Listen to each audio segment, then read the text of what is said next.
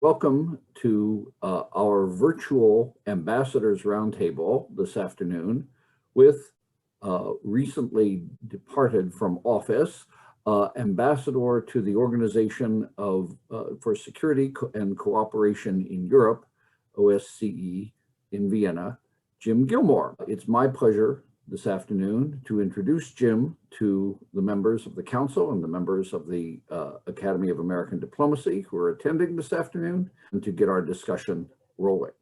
In many ways, for those of us, especially who are in the Washington, D.C. area, Jim Gilmore needs no introduction, having served as Attorney General of Virginia and then as the 68th Governor of Virginia from 1998 to 2002, during the last year of which term he also served as chairman of the Republican National Committee. Jim Gilmore is a native Virginian who earned his Bachelor of Arts and Juris Doctor from the University of Virginia and rose to those statewide offices from being a county prosecutor, and has been a prominent attorney in the Washington area and in Virginia between his time as governor and his recent tour as ambassador to the OSCE,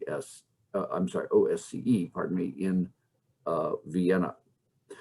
Jim, let me turn the floor over to you. We're looking forward to your acquainting all of us with the main issues that you faced during your years in Vienna representing us.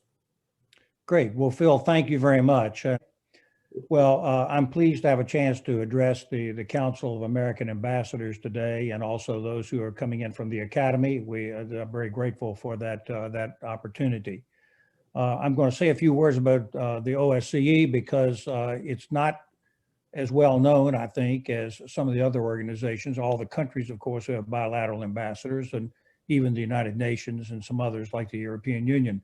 But it is an absolutely vital organization, and I was very honored to be nominated by President Trump to serve as ambassador and to be confirmed by the United States Senate on a consent vote. So I'm very happy about all of that.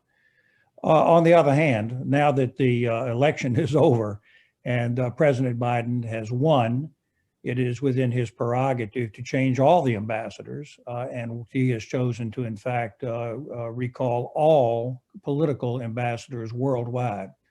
And that swept me in as well. So while I'm happy to be back home in Virginia and happy to be here talking to you, I also, Roxanne and I were very pleased to be in Vienna, Austria, working on behalf of the United States at the Organization for Security and Cooperation in Europe.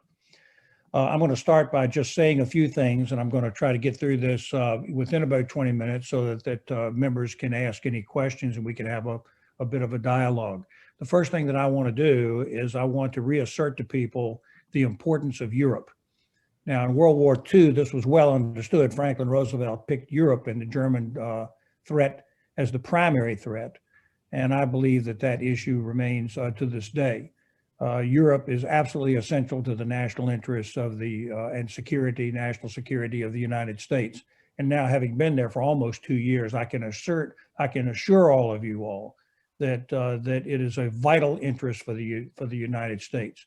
I say this because right now, people in the U.S. are only interested really in domestic issues and the impeachment and the back and forth with the politics. If they turn their attention at all to foreign policy, it seems they're only really thinking about China. And that's okay, because that is the long-term challenge to the United States. But to ignore Europe and to leave it on its own, to carry out its own devices, is a certain mistake for the United States if we make that mistake. Now, very quickly, the OSCE began back during the time of the Cold War. It was the Council for Security and Cooperation. It then mutated into the OSCE, the Organization for Security and Cooperation in Europe. It was all established through the Helsinki Accords and the final act that was an agreement that was reached between all the major powers of Europe, led by the United States, Britain, France, Germany, and of course, Russia. Leonid Brezhnev was anxious to try to preserve the Russian Empire, and so he wanted to have an agreement that there would be territorial integrity of all of the satellite countries, The West, on the other hand, wanted to place an emphasis on human rights, territorial integrity to be sure, but especially emphasis on democracy, openness, human rights, transportation of people, openness, and the opportunity for Western values to seep into the East. In the end, when that was all over with, as we all know, the West won that bargain. Because what ended up happening was the people of Eastern Europe would no longer put up with an authoritarian Russian rule, and it meant ultimately the collapse of the Soviet Empire and the Soviet Union itself. That was the essential trade-off, though, and of course, also a result of that trade-off was the ultimate reunification of Germany. The OSCE structure, just to talk to you about that, I remind everybody that this is 57 countries.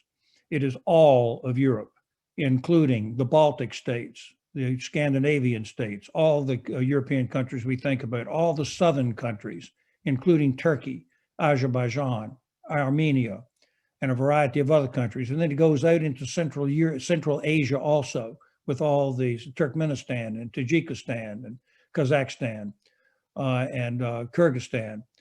Uzbekistan, all these are in the Organization for Security and Cooperation in Europe, as well as Canada and the United States. So that is the structure.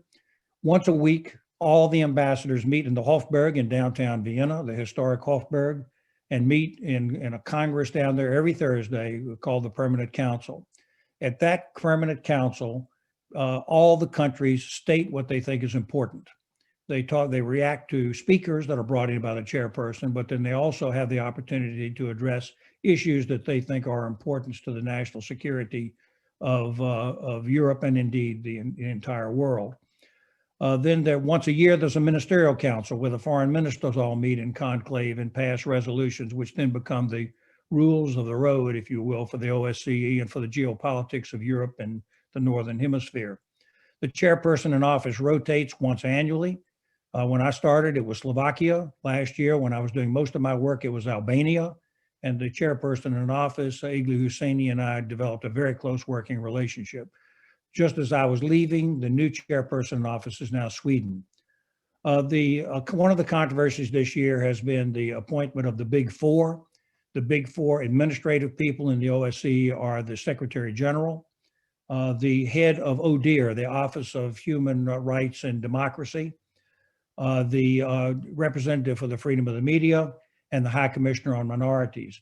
That became highly controversial. They were all tossed out last year. And I remind everybody that you have to have a complete consensus in order to do anything at the OSCE. That's described as people as having a challenge. People lose faith in the OSCE because of that consensus rule. I don't agree with that, having been there. If you can negotiate, compromise, and reach agreement on anything, that is a powerful statement on all parties everywhere, all throughout the Northern Hemisphere, that there are certain rules of the road that we should maintain. And in fact, those Big Four were appointed. The OSCE has 13 field missions across the entire area, mostly in the Balkans and in Central Asia. They have a special monitoring mission in Ukraine right now to monitor that conflict that's going on there. This is the only forum right now where Russia and the United States participate head to head, because they don't really participate in NATO anymore. They don't like the European Union, as yesterday's headline demonstrated, but they do participate in the OSCE because they have the security of knowing that it's a consensus organization. This makes it a vital communication ability. Now, the United States mission to the OSCE. President Trump has often been criticized and said that we don't like to deal with multilateral organizations. But the truth is that the U.S. was up to its eyebrows in this multinational organization, and I was as ambassador. This is in accordance with America's national security strategy, which I recommend all of you all pull up on the internet and read, particularly with respect to the involvement with multinational organizations, which encourages complete organizational participation so that authoritarian countries don't take them over. So the United States is very involved. Secondly, there's been a lot of talk about how President Trump was very soft on Russia. I can promise you we weren't at the United States mission to the OSCE. We were challenging Russia every week in our public statements, and specifically on Crimea, and denying that the Crimea was in fact successfully annexed, and saying that we would not recognize it, and standing very strong against Russia's impropriety and incursions and malign activities all throughout the region.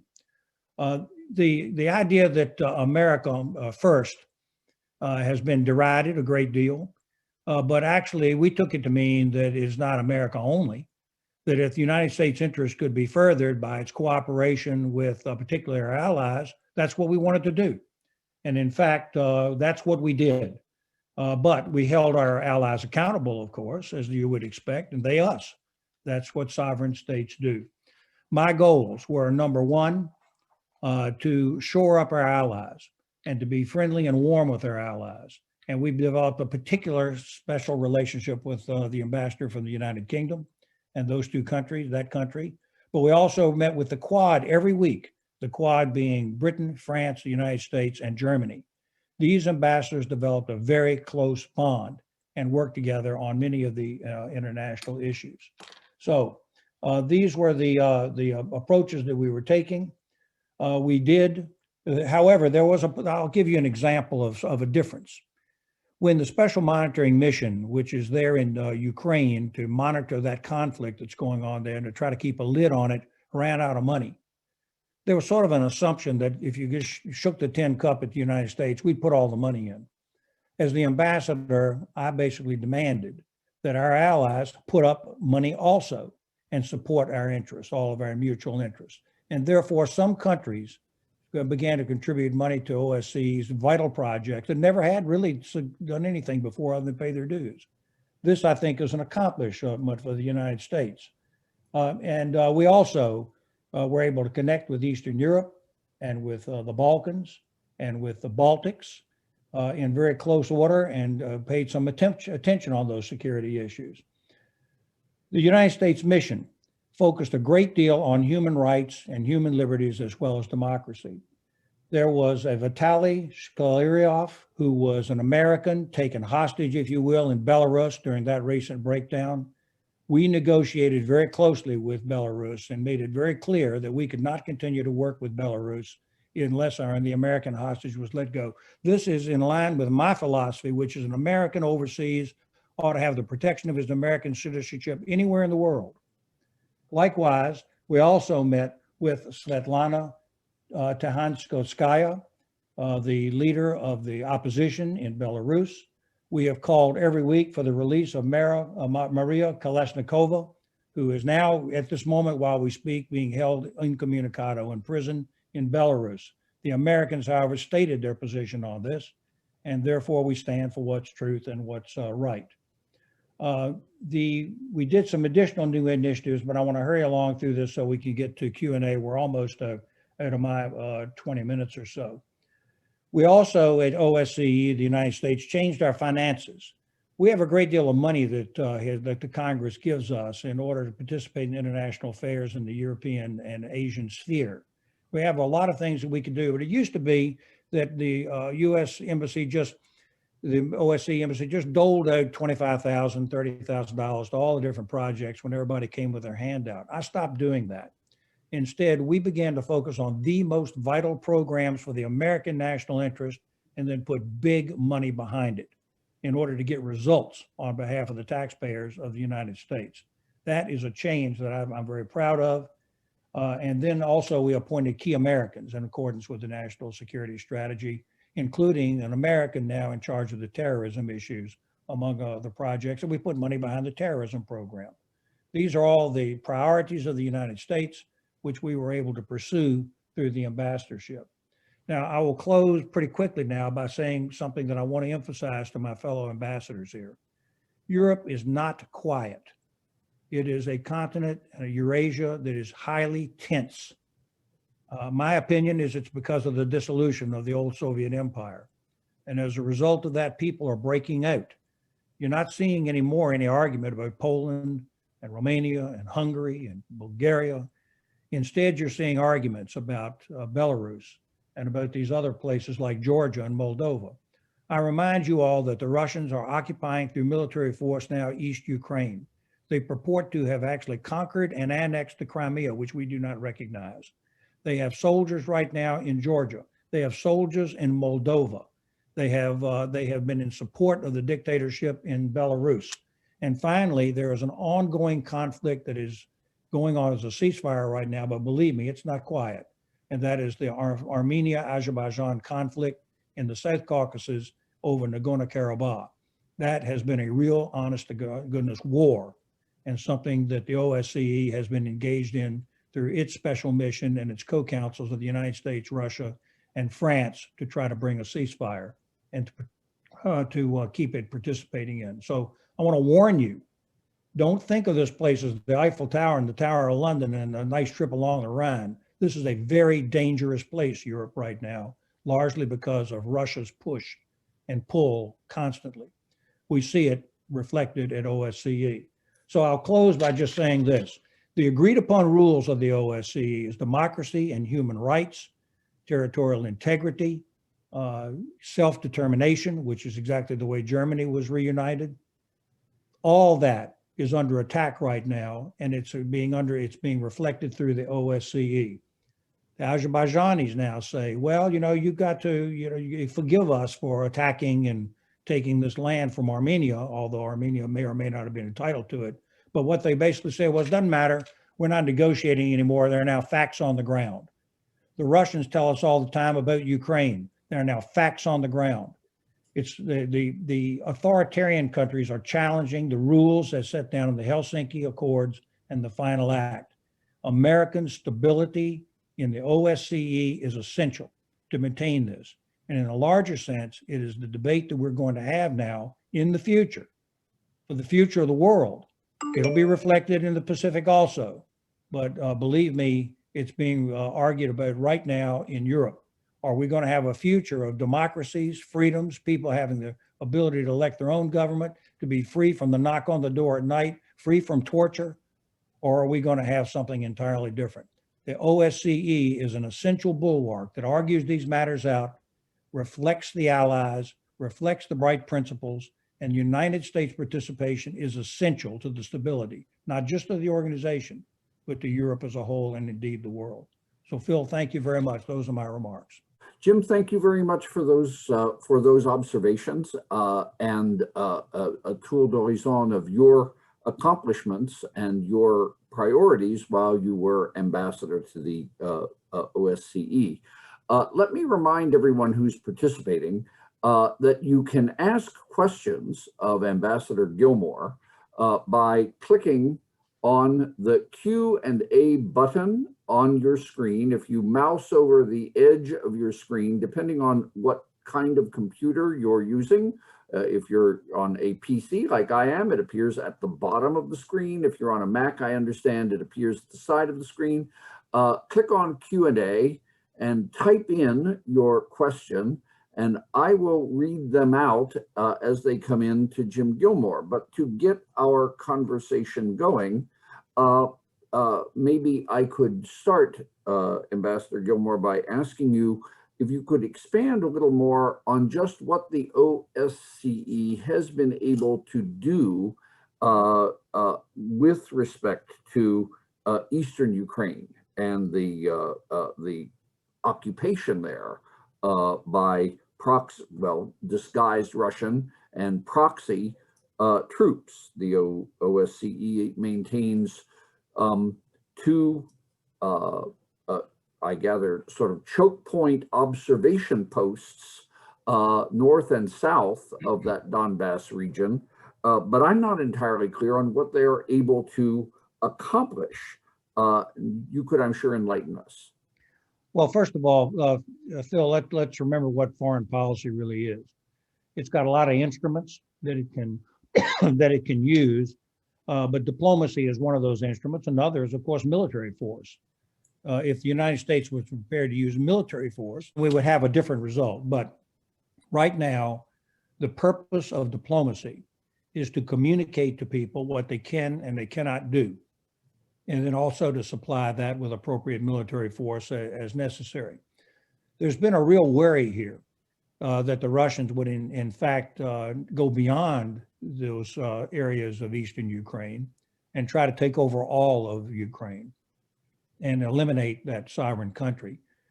But on the other hand, by going to the OSCE, and asserting the principles that we do, and by strong American participation, and by drawing in our allies in a similar position, and they also are independently strong on these issues, you're communicating to the Russians that if they go too far, that they're liable to end up in a general conflict in Europe. I don't think the Russians want a general conflict in Europe. I think they would like to avoid that. So I think they're always watching to see if they can get something for nothing, whether or not that they can continue to move while the West will be passive and allow them to do it. The diplomacy that goes on in the OSCE communicates that.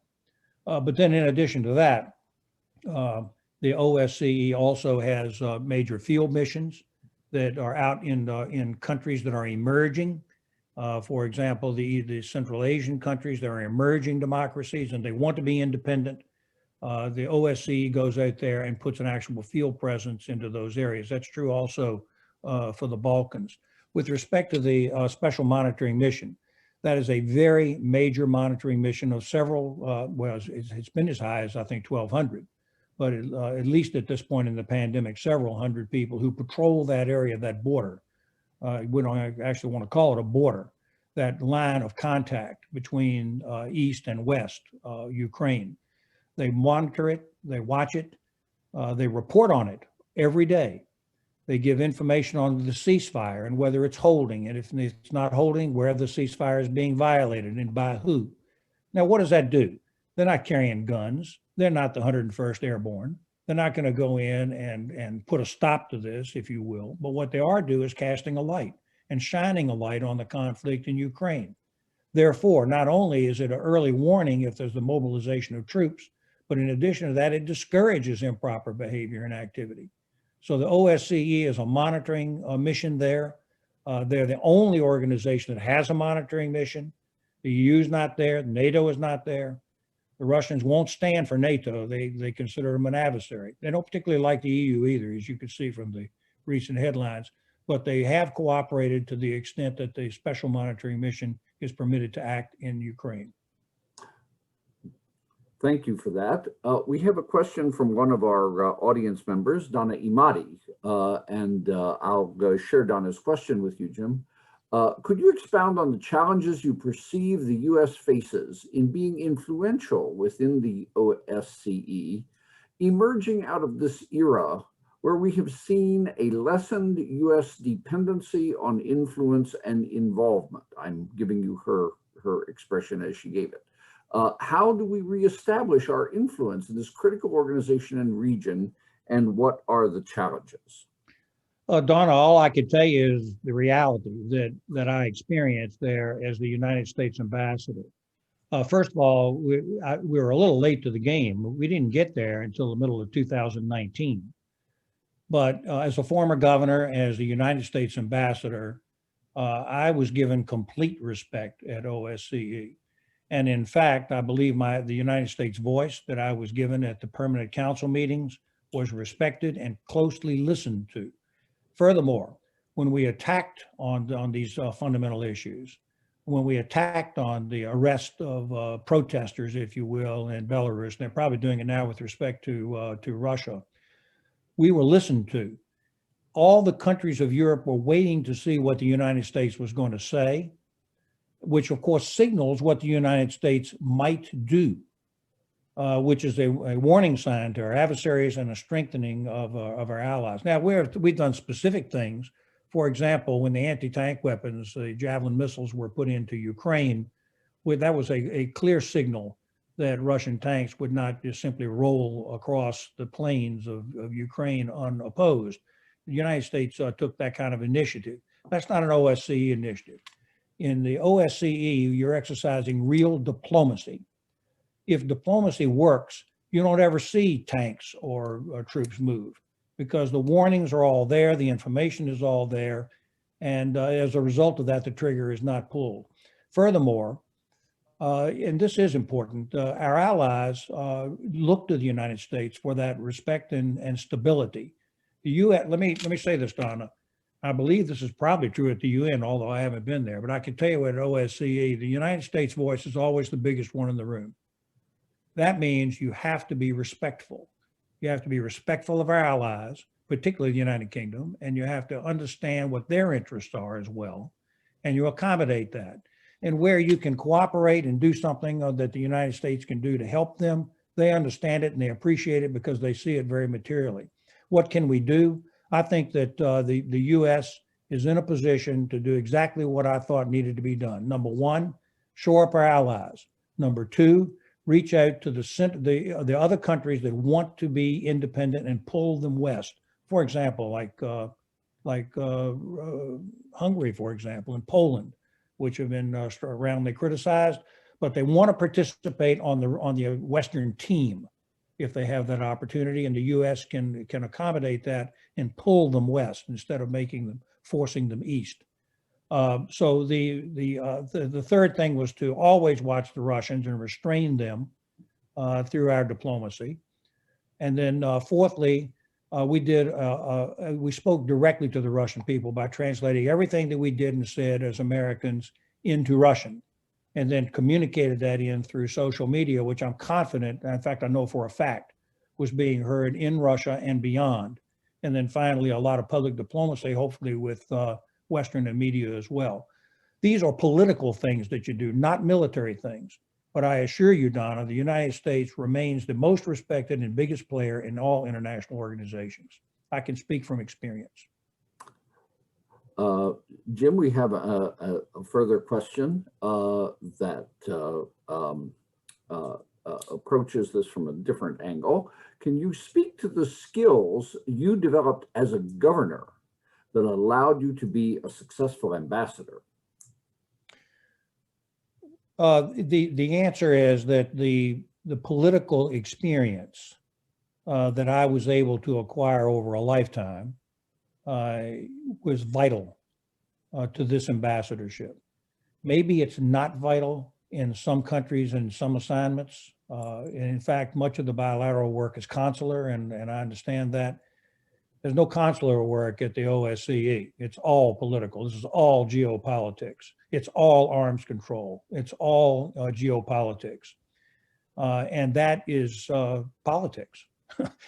That's all it is, actually. So the skills that you learn as a politician by being able to discern the intentions of people and then what you need to do in reaction to that in order to achieve your policies are an essential political skill. Now, those were acquired over time. When I first was elected a prosecutor back in my home county, I didn't know nothing about politics much, but well, I knew something because I'd been involved even as a youth politician, but not really. I was learning the ropes. But then as I climbed the ladder through attorney general and governor, you acquire bigger and bigger skills and stronger adversaries. So as a result of those skills, it is essential, at least for this ambassadorship, and frankly, I think most ambassadorships, because the bilateral ambassadorships are political also. Now, just a word about this. I want everybody to understand that I came into this brand new, and my experience with the State Department career people was superb. I think they're excellent people, excellent trained, well experienced, and completely cooperative, and more importantly than that, loyal.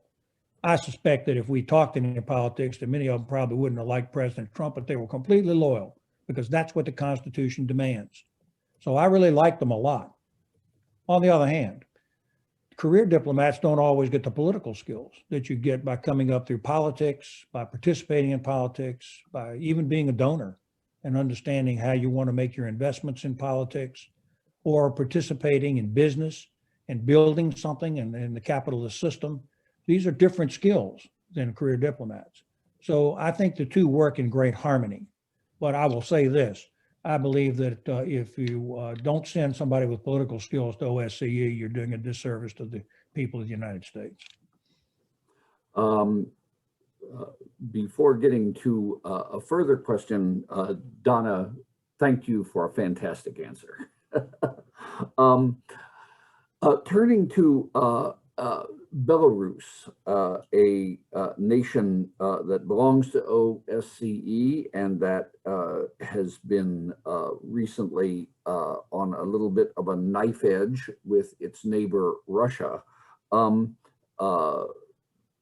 where self-proclaimed President Lukashenko has been under pressure from Moscow to accommodate more and more to coordination with Russia militarily, et cetera, and where he's an obvious violator of the democratic norms that are supposed to be practiced by OSCE members, but where at the same time seems to be doing a delicate balancing act or walking a tightrope between trying to accommodate Russia, given that he is a dictator, and yet trying to preserve a modicum or some measure of Belarusian independence.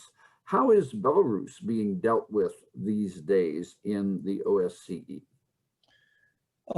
When I got to Vienna, I tried to look around and I said, where can the United States do something fresh and new that would be different, where we could advance American interests? And I actually picked out 3 countries that I thought were useful to pursue. And those 3 countries were Uzbekistan, Serbia, and Belarus. And the reason was because Belarus had an interest in trafficking in persons. The United States has an interest in trafficking in persons. We have a whole ambassador just for that issue. OSCE is focused on trafficking in persons, which is a fundamental, real problem all throughout the Eurasian area and in Europe. So we found a common ground. And last year we teamed up in the ministerial decisions to try to offer a proposal on trafficking in persons. All of a sudden you had this funny couple of Belarus and the United States working together. And so all through the year we worked together and we agreed we were going to really do something that was going to help people on trafficking in persons. And by the way, it was going to help Belarus because they have a lousy track record as far as the United States Congress is concerned. It was all going to be something that was really good. Then all of a sudden the country blew up. And what's really going on is this. Phil, and to your answer, I believe it's in the interest of the United States for any country, and particularly Belarus, to be a democracy. Democracies that are accountable to the people are probably not going to end up being enemies of the United States. So that's in our interest. At the same time, it'd be really easy for Belarus to simply be occupied by the Russian army. They already have some troops in Belarus, and to simply draw that country back into the old Russia. I don't think Belarus wants to do that, but they're not particularly anti-Russian. They just are anti-dictatorship. The people there don't like Lukashenko because he's a dictator. He, on the other hand, doesn't want to actually be a little brother to Vladimir Putin. So it's a really peculiar situation. Well, we get to do lots of things at the same time too, the United States. So we are, not only was I pursuing a joint program on trafficking in persons, we also were condemning the attacks on the civil protesters. We were meeting with the leadership, as I said, of the civil protesters and supporting them. So I happen to believe that in the long run, that Jefferson was right, that people want to be free, they're going to be free, and I think we're going to be okay in the long run. I'll just tell you one quick story. When I met with Svetlana Tikhanovskaya, and she and I met, which everybody knows, and not only me, but the other allies, we met with her too. We all met with her, and everybody knows it, including the Russians. One thing she said, well, I mean, they'd love to have us go ahead and send in the army and try to protect them, but we're not going to do that. That's not what America's going to do, or any of the allies. But what we can do is stand for what's right. And the protesters, some of whom are exiled and some of whom are in jail and some of whom are in the street in Belarus, will tell you that American and Western statements on their behalf and the standing for what is right with them is vitally important to them. Their biggest fear is that we will forget them. And at OSCE, we don't forget them. Great. Let me encourage, if I could, the members of our audience to take advantage of the chance to ask Ambassador Gilmore further questions. While waiting for those to come in, let me pose one for you, Jim, as well. Turkey is another NATO ally that is, well, problematic in the fold. Erdogan's determination to steer his country in a sort of Islamist direction, and the increasing, I guess you could say, lack of respect for fundamental freedoms and basic democratic rights that we've become accustomed to in the West and that Turkey is straying from, that's a major problem and should be within the purview of the OSCE. And of course, Turkey's problematic posture is making it all the more susceptible to Russian overtures. This, especially since Turkey occupies a piece of strategic real estate that Russia has coveted for centuries. How is the OSCE dealing with the problem of Turkey in Europe and frankly in NATO? Well, first of all, the ambassador from Turkey during the time I was there, Engin Soysal, and I were very close, as a matter of fact. We were personal friends and our families were personal friends. But Engin was a very strong advocate on behalf of his country, as were all the other ambassadors at OSCE. They stood up for their own country's sovereignty and their own national interests. The challenge of diplomacy, and particularly at a multilateral like this, is the constant interaction that goes on between the countries through their ambassadors all the time on a 360, all the time, 24/7 basis. So Engin and I were talking, but we were watching Turkey. The challenge for Turkey is a couple. Number one, they're not great enthusiasts of the civil freedoms agenda and democracy agenda that OSCE and the United States stand for. They're not particularly happy about that. And therefore, when those issues emerge through resolutions, through decisions and so on at OSCE, they were usually a problem. But on the other hand, usually it sort of ended up working out. I wouldn't worry too much about some union between Turkey and Russia. I wouldn't worry about that very much. I think the Azerbaijan-Armenia war shows you exactly what that's all about. And that is that the Turks supported the Azerbaijanis militarily. The Azeris actually conducted themselves in a full military NATO environment. And that's why they beat the Armenians so badly. But the Turks, I think, expected to see a great deal more influence in the South Caucasus as a result, and I believe they have it. In fact, I believe that the reason that the Russians intervened and demanded a ceasefire militarily, and they put peacekeepers there, was because of the Turkish interaction in that war that was going on. And of course, part of their duty is to protect Armenia also. So that is a direct conflict point that at present is a ceasefire. But I assure you, nobody's real happy with that right now. So Turkey, the real issue with Turkey is less Islamist. I wouldn't worry about that because we have plenty of Islamic countries in the OSCE that we interacted with. All the Balkans, many of the Balkan states are Islamic. Albania is, and one of our closest friends and allies is Albania. But I will say this, I've noticed that there are a lot of countries in the OSCE that are suspicious of Turkish expansion or influence. Now, why would that be? If you just look at the history, you will notice that Turkish influence went right all the way up to the United States residents at Türkenschanstrasse in Vienna. Mm-hmm. So that militarily, I might add. So the history ain't great with the Ottoman Empire. All the countries of Europe, these countries forget nothing, Phil. Nothing. And believe me, they're very well aware of the risks of Turkish influence, but Turkey was a full participant. They just didn't like the Office of Democratic and Human Rights all that much, but we were able to manage to work it all through diplomacy. Okay. A further question that's come up is this.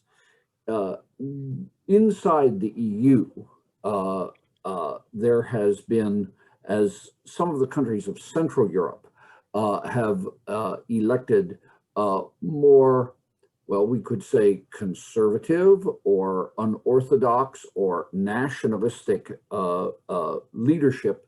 One thinks of Poland and Hungary, but also the Czech Republic and even Austria with the Kurz government now. There's been a kind of tension inside the EU about the unorthodoxies of these EU members. They are sometimes accused of undemocratic steps, measures, innovations, compromising the independence of judiciaries or other such things. Is this ever a discussion inside the OSCE? And if so, how does that discussion unfold? The way that this breaks down is this: the European Union participates. They're not a member because they're not a country, but they are permitted to speak when a member country defers to them, and they always do. Usually the head of the EU country, in this particular instance it was Germany, previously it was a different country, they defer to the EU and give the EU an opportunity to speak and to state the EU position. What I've observed, and I want to reassure everybody on the call, the United States and the European Union are allies. We are allies. We're not in agreement on all issues. Every now and then the European Union would say something that I consider to be kind of wacky, and we would kind of push back on them as Americans. But by and large, the United States and the European Union are allies, particularly in the Eurasian field and in the geopolitics of the region. Now, that being said, the biggest challenge with the EU right now is that was Brexit. When the United Kingdom pulled out, I want to say this: the closest relationship that I had in Europe was with the United Kingdom. The closest relationship, and that was deliberate. As soon as I got my feet on the ground in Vienna, the first thing I did was begin to build that relationship with the United Kingdom, and their ambassador was under directions from London to accommodate that, and we developed a very close working relationship. But the British have told me that they just couldn't stand all the bureaucracy and surrendering their sovereignty to this conglomeration of over 30 countries. They just couldn't stand it. And so they had to get out and be more independent. Now, likewise, I have heard comments from my contacts in Poland, Hungary, and other countries in Eastern Europe that have not that crazy about the European Union. Not to mention, by the way, the southern countries like Greece and countries like that. They've got challenges because of this combined center centered around Germany and France particularly, but highly bureaucratic and so on. A lot of these countries are a little uncomfortable with that. They don't want to surrender their sovereignty at the end of the day to some conglomeration, polyglot organization like the European Union, which basically was set up to be an economic organization, not a political organization. But the more political they become, the higher the tensions get. I'll just tell you a quick story, then I'll stop my answer. I had a chance to visit with some representatives of some of the Eastern countries, specifically Hungary and Poland, because they were getting such criticism in the American press. I said, gee, I got to figure this out. You know, we don't talk to them as much as we do Germany and France and Britain. Maybe I'm going to go find a little bit more about this. So I ended up talking to some representatives of those countries. And I said, what is your problem with the European Union? And they said, we just got out from under a socialist state. We just got out from under Russia, the Soviet Union. We just got our independence. We couldn't stand living in socialism. So we don't want to be a part of a new socialism. And that's really what they said. They felt that the European Union was developing a large socialist type of organization. They just didn't want to be a part of that. Now they still are, because the trade opportunities and so on, the financial opportunities are quite great. And so they don't want to leave the European Union, but they just don't want to be told what to do politically by them all the time. So those are my insights about the European Union. But we got along great. We had individual meetings, Phil, during the week with a number of countries. We always met with Britain. We always met with the Quad. We always met with Ukraine. We always met with the European Union. And we usually also met with a couple of other countries as well. But we always met with the European Union, and they are close allies. Great. Thank you for that answer. Interestingly, the last mission that the Council of American Ambassadors was able to mount for a number of our members before the pandemic shut all this kind of activity down was a mission to Baltic states. We also visited Poland. But particularly in Estonia and Lithuania, we weren't able to get to Latvia because of scheduling limitations. We found, I think, nations, peoples, governments that are increasingly nervous about their Russian neighbor to the east and their intentions. Of course, all that in light of what happened in the Ukraine, what's ongoing in the Ukraine. Can you talk a little bit about how the OSCE is how the Baltic states play in it, and how the OSCE is looking at the Baltic states' anxieties. Well, as a side matter, I think that all of us in this business, everybody on the call and everybody in the State Department, everybody in the White House ought to be spending almost all their time trying to figure out Russian intentions. Because, you know, you're not quite sure really what their intentions are. It may be they're just trying to protect themselves, and so they want to have a buffer the way that they historically have done, or it may be that they're self-aggrandizing and they are not happy unless they're in charge of other people, or you just don't know what is driving the policy. And I think that all of us on this call can spend an entire lifetime trying to figure all that out, particularly since they hide it pretty well. And also it changes from administration to administration, doesn't it? Except that Putin's always been there, it seems like. But with that being said, the Baltic states can't worry so much about that. They just want to make sure they maintain their sovereignty. And I believe me, they are fiercely sovereign. They are fiercely independent of Russia. And yes, they are watching all the time because they don't completely understand the intentions. And also the language that's used at the OSCE by the Russian ambassador is very unhelpful. He's attacking all the time various places, and you're watching to see exactly what the Kremlin's emphasis is and as it shifts from week to week. But they've been very critical of the Baltic states, which of course keeps them on their back foot and makes them quite nervous. So all I can tell you is that the Baltic participation in OSCE is vigorous. Their ambassadors are good. And I might tell you that I think my personal opinion, based on my limited experience, is that some of the most superb diplomats in the world are placed at the OSCE by these other countries. And that includes the Baltic states. They're excellent diplomats. They protect their interests of their countries, they protect their sovereignty, and they're always engaged. However, let me also come back to an original theme that I said here. They're always watching to see if the United States is around. They're always watching to see if the U.S. is around and whether the U.S. is strong and whether the U.S. is resolute and determined. And if they see that, they feel better. Then at that point, they can exercise their diplomacy a little less reluctantly and a little less fearfully. And that goes not just for the Baltic states, where they're all the way up there in that area up there, but all the other countries as well. The United States presence provides stability in Europe. I assure you of that, and I certainly hope that we continue to do that. You just touched on the Russians' behavior in the OSCE, and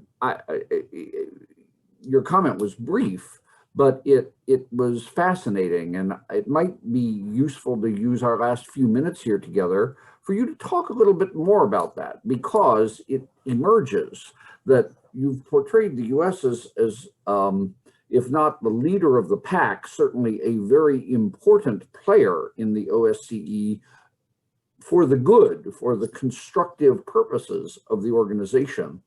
But that portrayal of the Russian ambassador suggested that they might be a kind of, dare we say, something like a black knight in this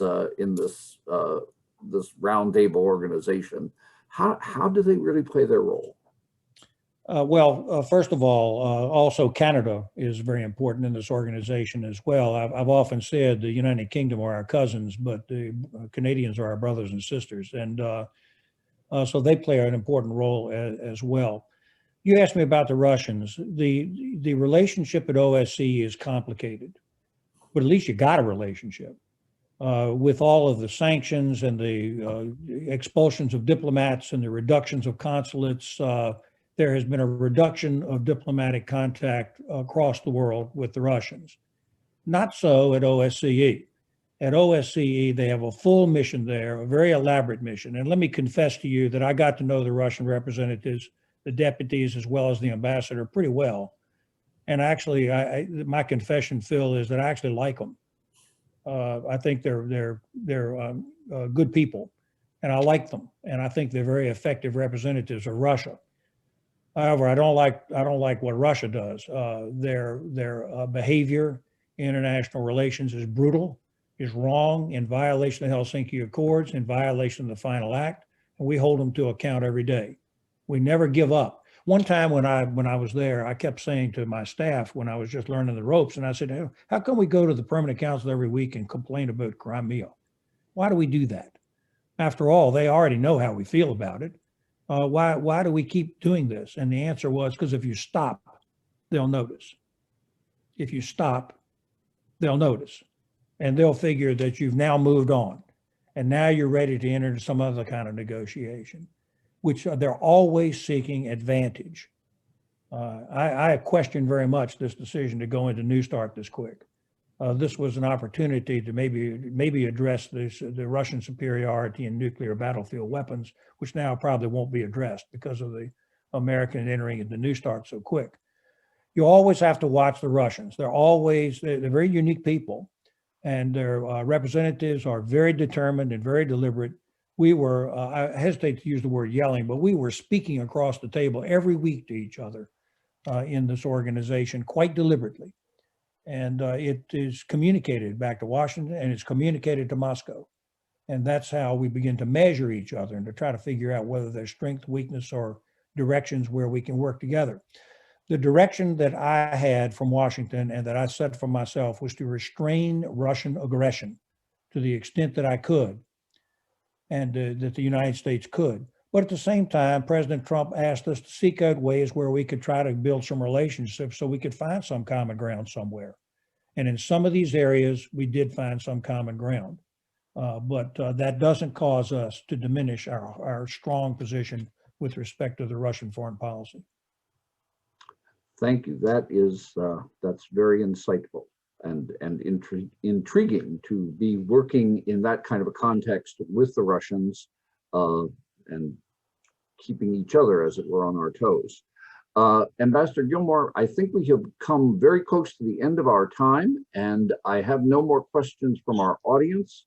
I'd like to thank you for making your time available and giving us such a thoughtful presentation on U.S. representation in the OSCE over the last several years. I'd like to thank our participants for tuning in, as it were, this afternoon and joining in this program, and to thank Kathleen and Jocelyn, the staff of the Council of American Ambassadors, for putting the program together. It's been a pleasure. It's been insightful. And since you are joining the Council, as I understand it, yes, welcome to our organization. I hope you'll have many, many years, as I have enjoyed, of pleasure and reward from this association. Thanks so much. Thank you very much, Phil. It's been a real opportunity to represent the people of the United States in Europe.